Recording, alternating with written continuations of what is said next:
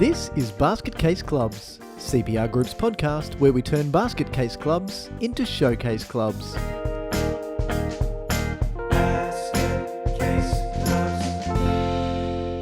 Hello everyone and welcome back to Basket Case Clubs. My name's Michael Connolly and as usual it is my pleasure to be your host on this journey of basket casey goodness.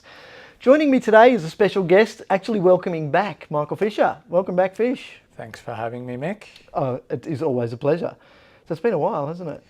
Between podcasts? Yeah, it's probably been about 3 or 4 years. Last time I wasn't working here, this time I am working here. So the last one obviously went all right. Yeah.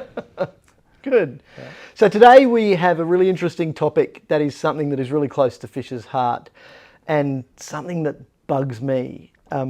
What I've found, and this is something that I discovered a long, long time ago, when people talk about having a welcoming and inclusive club, it's like, you know how there's this term, a safe space, so a safe space to open up, a safe space for vulnerability, a safe space to share, knowing that it will be taken the right way. And just because I say this is a safe space to share does not make it a safe space. I actually have to live it.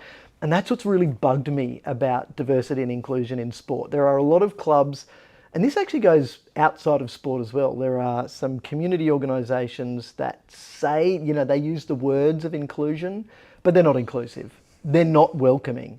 It's really interesting when you can go to a club, and even as a new member, a new family going to a club, and there are some biases or assumptions that are made. And we talked about this a few years ago when we did a video series for the Queensland government about women in sport. And it was around the funding program that provided facilities for women and girls in sport, but we wanted the program to be more successful than that. We actually wanted to open it up and say, don't just provide spaces, actually provide an environment that is welcoming and inclusive. And it's fascinating how many stories we heard through that process of people saying, well, we're a new family and we had kids and we went to the footy club, and straight away the people at the club handed mum an apron and basically said, get in the kitchen and dad a whistle. Now there are stereotypical norms those sorts of norms have been broken down a long time ago. But for clubs not to be living that naturally and to then have unconscious biases that they will just assume that dad's going to be the coach and mum's going to help in the canteen, rather than what roles do you want to play in the club? And do you all want to play? Do you all want to volunteer at some level? But this discussion, I'm looking forward to going deep and broad. So, Fish, you have a bit of experience in this area. I'm really interested. Yeah, well, just hearing you talk about it then, I think what came straight to my mind was the reason why people want to do more in this area. And unfortunately, sometimes it is because of public perception or managing public perception. But on the other side, you see when people are really genuine about it, the difference that it can make in people's lives, in clubs, in communities, it's pretty tremendous. Like a lot of the best stories I've read during my time in cricket, a lot of the award-winning clubs in communities were often really good at this area. So it's one that's definitely close to my heart. I think it's really hard not to get warm and fuzzy about it when it's done properly. So So does that make it okay that I get bugged when it doesn't? Definitely. Yeah. Well, it goes both ways, I think, doesn't it? Yeah. And you can, it's more than something you see. It's obviously you see behaviour. Yep.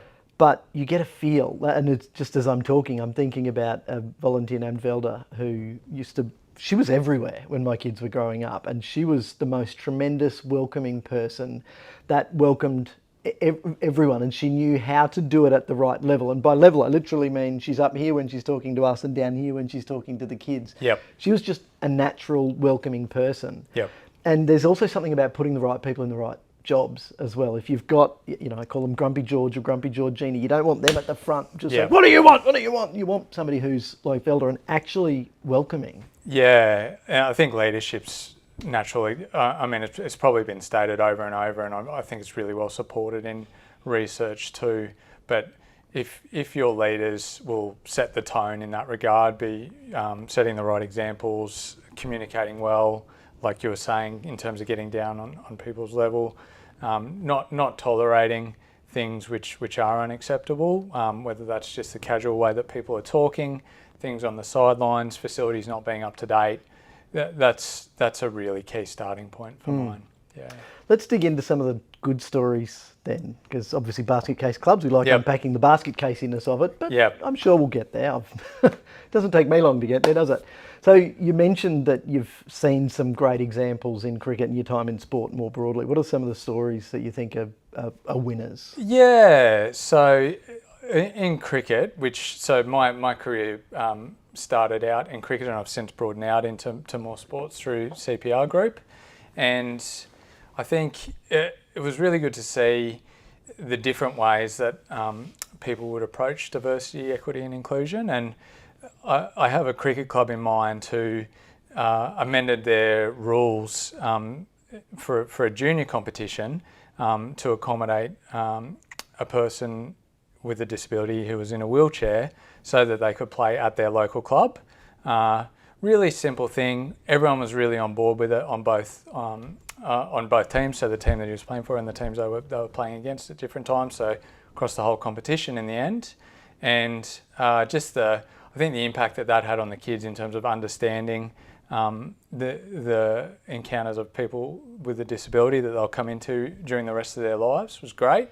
And then there's other ways to do it as well in terms of programs. So I was really encouraged to see recently the running of a wheelchair cricket program, and that's a little bit different in that it's great to be able to have people play at their local club, but at the same time it might not suit as well for them to do that. So they might be looking for something more flexible, maybe a shorter program at a different location. Maybe they just feel more comfortable in that environment. So I think there's multiple ways of going about it, which sort of I've observed during my career in that way. We also work with a number of clubs who, football clubs I'm thinking of in particular, who engage with their local African community. And one of the things that they do really well is that they started to understand better that the challenges that community was facing, because if you didn't have more conversations with parents and with players, you probably wouldn't see the reason why they're not playing in the first place. Common sense stuff, but sometimes simple is best in that regard. And what they actually found was that not having a car was one of the primary issues. So beautiful story that they organised a minibus to ensure that everyone could participate. Along a similar line, costs can sometimes be an issue, so you need to be a little bit flexible on things like payment plans or however you might go about that. So there's a couple of examples. Yeah. That example with the minibus, is that a regional club or a metro club? I call it Metro, yeah. Okay, that's great. Yeah, because I've heard some great stories, particularly in the Territory, where to go and enable the kids in community to be able to come and play sport, especially for sports like basketball where there's a significant infrastructure cost. So you can't just have a plonk of basketball court and say, there we go, we can play. You can have pop-up basketball to a certain extent, but you can't pop up an entire indoor stadium with air conditioning and courts in the Northern Territory. Absolutely. So to see programs where the sporting club has rallied around. And what I love about these stories is it's not just sport, it's the whole person. So when they do the whip around in the bus, then they collect the kids from school, they take them straight into afternoon tea, so give them a full belly, give them their high energy, then out onto the court, work hard, commit, have a ball, make new friends, then go do homework, then dinner, and then sometimes you head out just before running around and dropping them off at home, again with a full belly, done their homework, done their sport, and connected with their community. So great stories like that. So it's great to hear that it's Metro as well. Yes. So you've touched on all abilities sport, you've touched on diversity, meaning the cultural background. That covers language barriers, it covers mobility barriers. So when you look at the elements that clubs in particular need to be thinking about that make for inclusion, and I want to keep welcoming in there as well, because it's all well and good to tick all of the boxes about having accessible pathways and correct signage, but if the people don't believe it, if they don't feel it from here rather than just think it from here. So what do you think, how broad do you think the elements that make for good inclusion are? Yes, look, very. I think a bit like your story that you mentioned, it's not just the activity itself, it's everything leading up to it, everything afterwards, all the interactions in between. So you can think about the facilities that are involved, the people that are involved, the volunteers, everything that's been required to get there in the first place. So how is that club, supported and funded by its members and its stakeholders? What are they doing to ensure that environment is welcoming, like you were talking about? So how do you actually measure that too? And I think we're getting better tools around that. People are becoming a lot more available to using your quick 2-minute surveys, and everyone's got a phone now, so it's just about pretty easy to do in that regard. So I certainly think we can't approach it one thing at a time. You do need to think about the whole picture and start with the person in mind firstly, and design around that, I think. Okay, that's interesting, because sometimes in life it's best to say, let's just pick one thing and have a sniper rifle approach, and let's fix that thing first so we can actually get far quickly. Yeah. But with inclusion, it doesn't sound like that's the best approach, to say, well, let's just spend the next 10 years working on our facilities, because then we're 10 years behind and we still haven't fixed some of the cultural issues or some of the other barriers that you're talking about. Yes. So it's an interesting approach. Does that impact the speed at which clubs should be able to move? I think it does in some ways, but I think it's a good point, because you can prioritise where you're going to get your biggest return, so to speak. So you might not be able to get the grant overnight, but you may be able to start the engagement with the groups that you're looking to talk to, and by doing that you can make the small changes, the low-hanging fruit. What is it that's going to encourage them to participate? Is it better food in the clubhouse? Is it better timing of programs? And I really don't think you know until you have those conversations, and thinking about things like intersectionality, where multiple groups are affected, then you're getting a really common set of circumstances there. Just unpack that term for us, intersectionality. Yeah, so it's one that I've certainly learned about during my sporting career. But so you might be trying to work with a group of, say, diverse backgrounds, but at the same time a group of diverse genders as well. And when those cross together, all of a sudden you've got a whole new suite of things to consider potentially. So in addition to maybe one set of barriers, you've got another set of barriers, and how do those set of barriers interact? Yeah.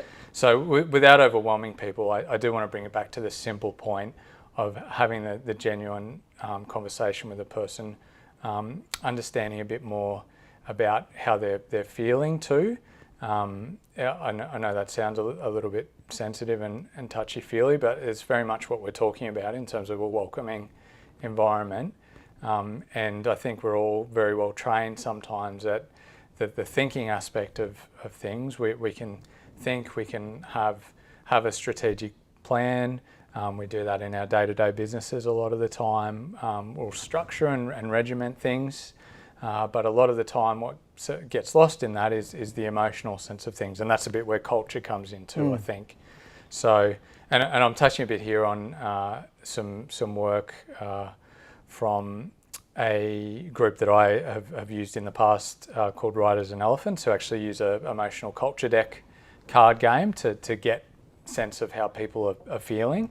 So they'll choose on the card a particular feeling of how they might be feeling in situations, and you can kind of workshop this, how they want to feel, and then you can get it to a point of, okay, what actions do we need to take within our club to get people having the desired feeling? So thinking about that even in terms of a diversity, equity and inclusion space, it could be a really powerful tool. But at the heart of that is that simple point of seeking to understand first and foremost. So I want to keep it simple. I think people are thinking about what to do next within their clubs, start by having a conversation with your committee about, what is our diversity like, what do we need to do, see if you can understand your membership a little bit more, maybe there's some data you can use, and then you just start with a conversation. And I think that's one of the key takeaways I'd have for today. Okay, that's great. Yeah. So I want to get into some of the challenges and barriers to kind of dig into where you see them going. But I want to start with one that was coming to mind as you were speaking, and putting myself in the shoes, and I suppose I have to be self-aware here, recognising that I was going to say middle-aged, I'm going to say young, white, cis male from, in effect, a privileged background. And so I recognise that there will be, if I'm typical of anyone else, there will be cultural biases, there'll be subconscious biases that I carry with me that may make the conversations that people need to have more difficult. And especially when we add that to sports that have a culture of machismo to them and a culture of boozy sideline behaviour.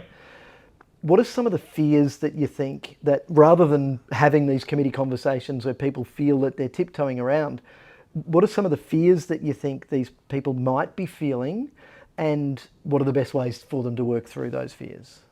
Definitely. I could, I certainly think, putting ourselves in anyone else's shoes is a good starting point.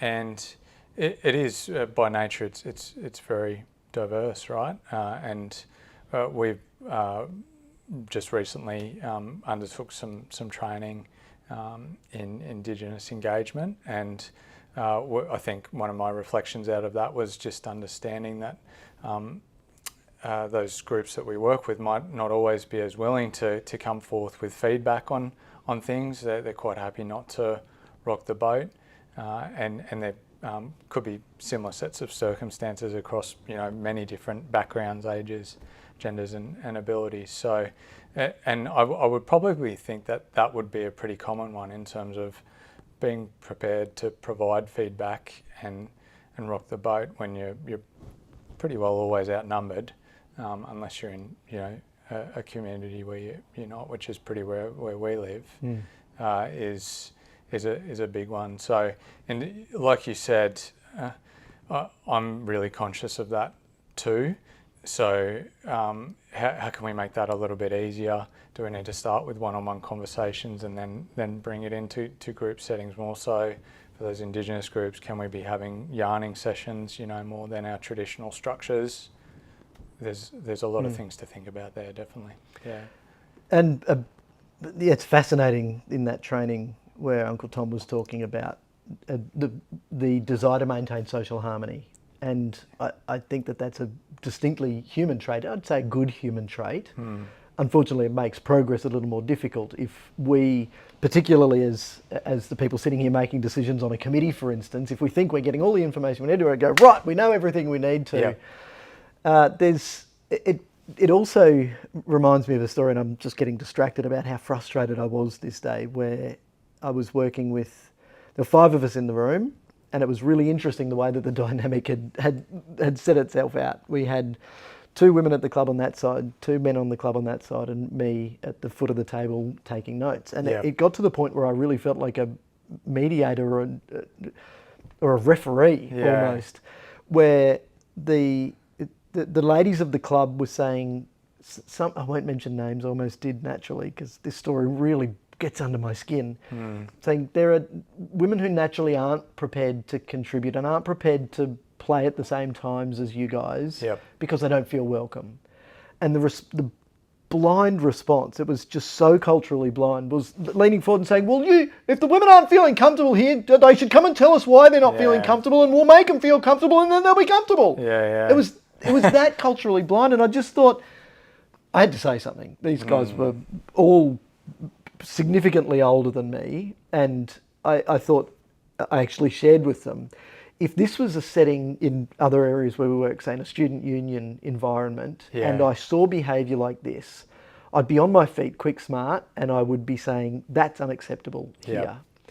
And I thought to myself, why don't I do that here? What's wrong with doing that here? So I thought there is nothing wrong with me doing that here. So I did exactly the same thing. I said, and I called him out on it. And you should have seen the look on these two lovely ladies' faces. It was just like, he did it. Somebody stood up for us in our own club where we have not felt welcome for 100 years. And all of a sudden we actually feel heard. Yep. What I've found is having conversations is so important from either side. So whether I'm sitting here as a committee member or whether I feel that I'm not being included. Yes. And the best way to have those conversations, I think, is with curiosity. Yep. And, the word I think is a bit overused, but with vulnerability. Yeah. So when I've wanted to know more about a cultural group, it would be very easy for me to be scared to ask questions. Yep. If I've wanted to know more about gender diversity, it has, growing up in my era, felt a bit scary. Well, we don't talk about that. We don't talk about that. Yeah. When I've genuinely gone into those conversations, particularly over a meal, where the sense of pressure is lowered anyway. Yeah. Genuine curiosity and asking with naivety, admit to my naivety, admit to my biases, and say, "Can you help me and help me understand in exactly the way that you did?" You said, "Understand first." Yeah. Yeah, that's a great start. And just to touch back on another thing that you were talking about from your experience at that particular club, I think that's one of the real challenges that we do face during this, what I think is essentially a time of change. Like there's definitely data around changing societal attitudes, but not every association, club, body will change at the same rate of those societal changes. So how do we help bring them along for the journey? And I think in a way you kind of spoke their language a little bit because you went direct and to the point. So in the same way that we sometimes need to be able to talk a little more casually and informally, sometimes we do need to be quite direct with other groups to help what we're trying to achieve. Yeah. So where are the other challenges that you see for clubs in particular? It's a good segue, I think. So the first one that really comes to mind for me, it's something we work in spades on at CPR Group, is volunteers. So we know that the data going right back into the 2000s is around declining volunteerism. Again, COVID didn't help that either. And I think most people on the ground within sport now would see that a lot of the time. There are certainly clubs who've been able to achieve great things in that space and find a way through some pretty difficult waters in terms of volunteer numbers at the moment. But I think that's critical, and it kind of comes back to a broader point around resources too. But to me, people is the most important resource. So, a few of the things that we will often work with clubs on is getting those bite-sized chunk roles to really simple, many hands makes light work. When we're talking about inclusion, also having the tools for people to be able to do that and feel ready to be able to do that, especially in the coaching space. And I know the Sports Commission's got a great e-learning library for that. I think e-learning is really handy in this day and age, particularly for local clubs. So, that's a small thing that can make a significant difference. 45 minutes per person again, all of a sudden they're perhaps 500% better equipped. Especially if they go into that learning, and you're right, the ASE learning resources are fascinating. It's easy, it's accessible, but if you go into that with a genuine sense of curiosity and wanting to learn to get better, good point. Rather than going into that to get a tick in a box to say, Definitely. yes, I've done my bloody diversity training, let me go back out onto the field and coach. How can we improve the experience for not only the players, but also their entire families? Yeah, definitely. And there is a temptation to get the tick box done and to see the results that, there's everyone's done this. But I think you can approach it, if you approach it from all angles. So if you've got a club with a good culture as well, and you've got coaches who really do want to, and I know very few coaches who don't, but who have that mindset around diversity, equity, inclusion. And sometimes there's some challenges we know around what is the main priority in sport? Is it a trophy at the end of the season, or is it the experience that everyone gets? So yeah, we've kind of come back a bit to that point around culture again. I think that we talked on earlier, and I think they all feed together. So, I'd say the top challenges that come to mind for me are the resources and the volunteers, the culture, and one I haven't touched on is the facilities as well. So we haven't talked too much about that so far today. I mean, it's probably it can be a big achievement to upgrade your facilities to be universally designed, and we know how funding it takes, but the great news is that a lot of the government grants that we've been seeing over the last few years really do prioritise that.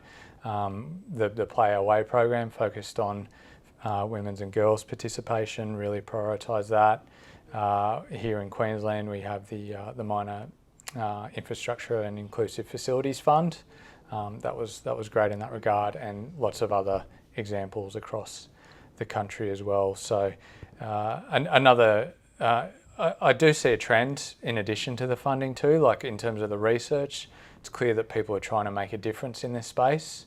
The guide that Paralympics Australia recently released for universal design covers everything from like the hands-on stuff, all the actual facilities, to communication and language as well. So it really is about universal design, and it's just a great resource that I go back to all the time to fact check things and see what the best practice is now, because it is hard to memorise all this, and we know it's easy to get overwhelmed when you're trying to tackle all the things that we've talked about today.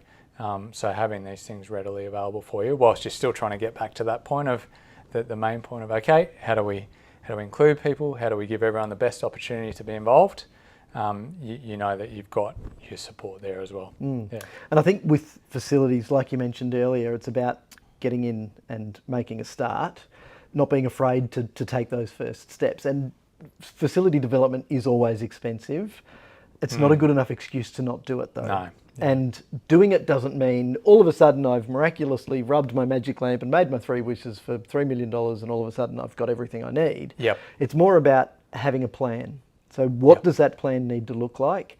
And even if we we used to talk about this, talking risk management 25 years ago, even if you can't afford to replace that dodgy shed at the moment, what can you do to make it a safe place? Yep. As in literally exclude access to it. So if it's that bad, if it's condemned, stop using it for a start. And then have a plan for when you can afford it. And this is really important, to know what does an inclusive facility look like. But I love the fact that it's not just the facility, it's the people who use the facility and who are running the facility who need to have inclusive practices as well as inclusive facilities. So those practices can begin.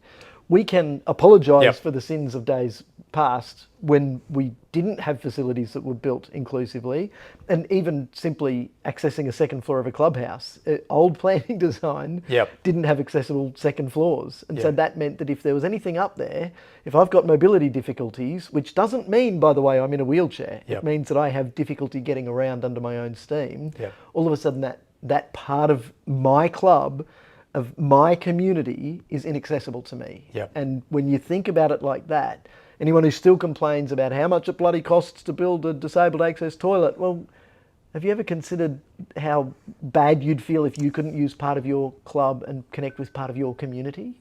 Yeah, and I think this is where the research is really important, because we don't necessarily see the broader community benefits of that right away, but having diverse involvement in sport and the value that people can bring, I think we know how, so there's statistics out there on people with a disability and how fewer that is compared to overall participation in sport.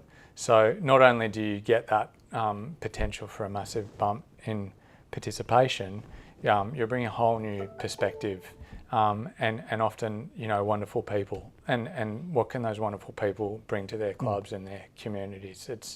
It's a lot. And the more research there is, the better we'll be able quantify that and make a better case. So I think that's really important. Yeah. Volunteers don't get paid for their work in sport. Therefore, they do it for something else. And if connection to more people and the smile on more people's faces is what drives any volunteer, then having more welcoming and inclusive communities is going to fill up their cup. Yep. So it seems like a great way to do it. 100%. Yeah. And if that comes at an expense, if there's a cost to doing that, then that goes back to the very foundation of what we talk about in basket case clubs. It's probably only 8 million times every episode, and what we talk about in the corridors here at CPR Group every day. It's what can we do to make clubs into better businesses? Because my concern is not about profit for the sake of profit and entrepreneurialism for the sake of capitalism in clubs. It's because when clubs run great businesses, it means that they are better able to serve their communities. And better, in this case, means more accessibly being able to serve more people, to give them the big smiles and all of the benefits that we know participation brings, from social benefits, physical benefits, mental health benefits, connection, family, the third place that, not as many people go to churches now as I think go to their football club or to the stadium to honour their football gods on the weekend. So it's a changing world. The world has changed. And so anything we can do to open it up. Yeah. And these are the things that can't easily be put on paper, but we see on weekends or evenings or whenever it is that people are playing sport, and it goes right back to why people are involved. So Yep.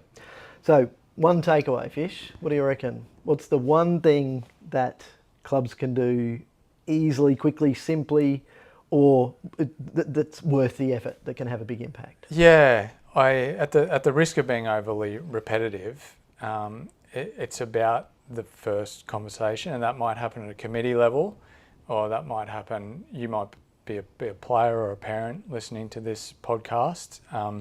You can still be having conversations within your club, especially within groups of all ages and backgrounds and gender and abilities, to understand more. And that's, it's the pebble in the water effect. I think, and that's going to help. And really, if you want to push the dial a bit more, we all know that there's opportunity to get involved in volunteering, and it's really important that people do that. I think that we've talked about that, but and we're trying to offer solutions to the current problems where people are really pressed for time to do that, in terms of giving smaller bite-sized opportunities, better training, better culture within clubs to make it easier. So you think about that and how that might work within the club. You're probably going to have the best impact there, and I think committees then can have the conversation. Maybe it's a management committee or an executive committee. Maybe you're involved at a subcommittee level, and you can start it and still have a chain effect. So that's leadership. Cliche as it is, come from anywhere, and I think that's important. So within your club, I'd be starting that discussion and saying, okay, well, what is our membership? Who's within our community? Are we representative of our broader community? There's ways that you can check that in terms of data. ABS Quick Stats will give you pretty much everything you need. We know how evolved AI is now. That'll tell you. Probably 99, no, maybe not 99, 90% of the truth, depending on the model you're using. So definitely fact check it, and I'd be going from there. Yeah, Great, yeah, I love that. So open up the conversation and also seek first to understand. So listen first, listen with curiosity. Don't be afraid to be vulnerable. Don't be afraid to admit this is my first conversation about inclusion and being welcome to a particular cohort or a particular segment of the community. Yeah. Help me understand how we can make this work, because it's those sorts of conversations that also build strength of relationship. Absolutely. That can also mean that we get further champions to help volunteer and to help us build our social network in our clubs. It's just going to make for better clubs and better communities. Yep. Yeah, absolutely. Yep. So I have to tell all our listeners, there's one person on the planet that I've never heard anyone say a bad word about, and who is so connected to his community. It's Fish, by the way, to give you a spoiler. Who's so connected to his communities, who everywhere he goes, he speaks in a way that connects and makes people believe in not in his cause, but in what's right, because he just believes everything from the heart. Fish, you're a true gentleman. It's been an absolute honour to have you on the program again. Thank you kindly. I don't know what to say to that, so I'll leave it there. Thanks, Mick. Thanks very much for having me, and sentiments very much mutual. Thanks, mate. My pleasure. Thank you, everyone. If you're not already connected to us on social media, make sure you do so. Sign up to our newsletter where you get lots and lots of tidbits, including great stuff that Fish has written. Thanks, of course, to Jess, our wonderful producer and editor, and we look forward to seeing you all next time. See ya. Bye, everyone. Basket Case Clubs acknowledges the traditional custodians of the country on which we record, being Yugambeh, Turrbal, Jagera and Kabi Kabi land. We recognise their enduring connection to land, waters and culture, and pay our respects to elders past, present and emerging, and extend that respect to First Nations listeners.